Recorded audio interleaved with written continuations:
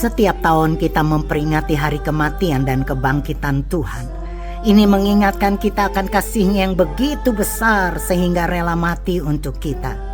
Bila kita pergi ke Yerusalem, tentunya tidak akan kita lewatkan untuk mengunjungi kota tua Yerusalem untuk melakukan jalan penderitaan atau Via Dolorosa.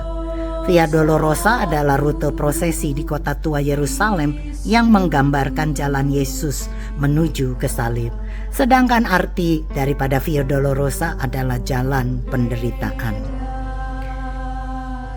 Di Yerusalem ditandai dengan 14 titik salib.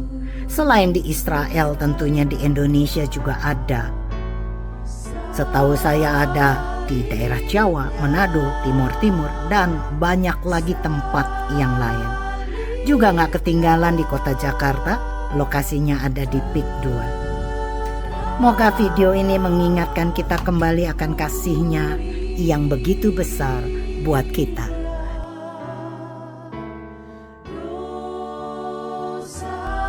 Imam-imam kepala dan tua-tua Yahudi berunding untuk menangkap Tuhan Yesus dan membawanya menghadap kepada Kayafas imam besar. Seluruh mahkamah agama mencari saksi palsu terhadap Yesus supaya dapat dihukum mati, tetapi tidak didapatinya. Akhirnya dihadapkan kepada Pilatus sebagai wali negeri saat itu. Dan menjadi kebiasaan bagi wali negeri untuk membebaskan satu orang hukuman atas pilihan orang banyak. Waktu itu ada penjahat yang terkenal yang bernama Barabas. Pilatus berkata, "Siapa yang kalian kehendaki untuk kubebaskan? Yesus atau Barabas?" Mereka berteriak, "Barabas!" Padahal ia seorang penjahat yang terkenal dengan kejahatannya. Pilatus berkata lagi, "Jika begitu, apa yang harus kuperbuat dengan Yesus?"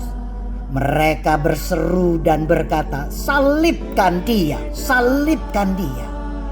Tetapi, kata Pilatus, kejahatan apa yang telah dilakukan Yesus? Mereka semakin histeris dan berteriak, "Salibkan dia, salibkan dia." Hukuman salib pada awalnya dilakukan oleh bangsa Asyur, kemudian diadopsi oleh bangsa Persia, Yunani, dan juga Roma. Ini hukuman yang dilakukan untuk menghukum orang yang dianggap tidak layak, seperti para pemberontak, tentara yang kehilangan kehormatan, juga budak. Hukuman yang sangat kejam karena sebelum disalib mereka harus mengalami dicambuk, diikat di tiang salib, dan dibiarkan tergantung sampai mati. Hukuman yang menyakitkan sangat luar biasa karena penderitaan yang harus dialami begitu hebat sebelum mereka mati. Yesus disesah dan dicambuk dengan diikat di sebuah tiang. Bagian belakang tubuhnya dicambuk dengan ujung cambuk yang ada bulatan besi atau timah yang bergerigi atau tulang domba yang ditajamkan. Cambuk inilah yang menyebabkan pendarahan karena daging Yesus tercabik-cabik. Inilah juga yang membuat Yesus tidak sanggup lagi memikul kayu salib. Di perhentian ketiga disinilah Yesus jatuh untuk pertama kalinya. Perjalanan ke Golgota semakin lama semakin berat. Banyak darah yang keluar dari luka-luka Tuhan Yesus. Badan lelah, lemah, lapar, haus. Membawa salib terasa semakin berat.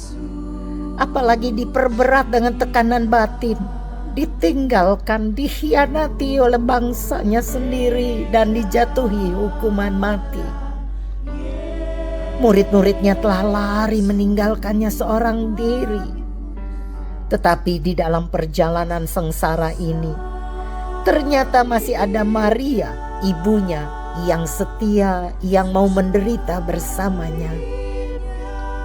Yesus sangat letih dan lemah, padahal tempat yang dituju masih jauh. Akhirnya para serdadu menarik seorang yang bernama Simon Kirene yang baru datang dari luar kota dan meletakkan salib Yesus ke bahunya sambil mengikuti Yesus. Tubuh yang tercabik-cabik, Kepalanya pun berdarah karena mahkota duri yang dikenakannya. Tapi ia tidak peduli karena kasihnya kepada kita. Tubuhnya yang terluka jatuh bangun, jatuh bangun. Wajahnya yang tidak lagi bisa dikenali. Banyak orang tertegun melihat dia, begitu buruk rupanya. Tidak seperti manusia lagi. Ia dipukuli sedemikian parah sehingga ia tidak lagi seperti manusia. Ia rela mati untuk menebus dosa-dosa kita. Ia yang terluka, ia yang tanggung semua dosa kita.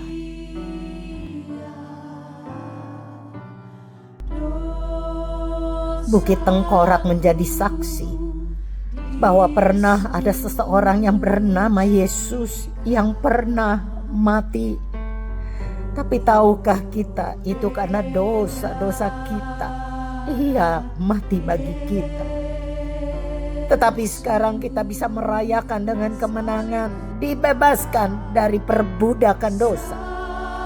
Yesus tidak selamanya dikubur, dia telah bangkit. Yesus sudah bangkit.